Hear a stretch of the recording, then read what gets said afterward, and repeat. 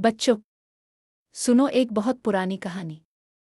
एक खूबसूरत मुल्क था नूरिस्तान। वहाँ एक शहजादा रहता था जिसका नाम था आकिब। वो बहुत बहादुर था, बहुत समझदार और उसका दिल बहुत नरम था।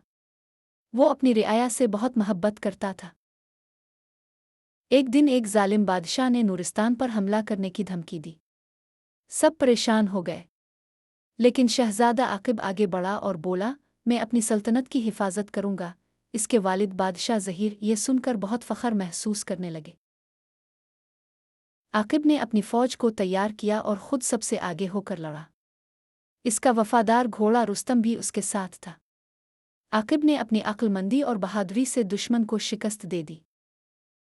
जंग जीतने के बाद आकिब ने दुश्मनों के साथ भी बहुत अच्छा सलूक किया। इसकी रहम दिल्ली देखकर सब हैरान रह गए। जब वो वापस नूरिस्तान आया तो लोगों ने इसका शानदार इस्तकबाल किया। कुछ अरसे बाद आकिब बादशाह बन गया। इसने अपनी रियाया के लिए बहुत काम किए।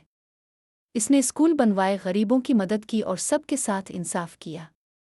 बादशाह आकिब को लोग सदियों तक याद रखेंगे, एक बहादुर और रहमदिल बादशाह के तौर पर।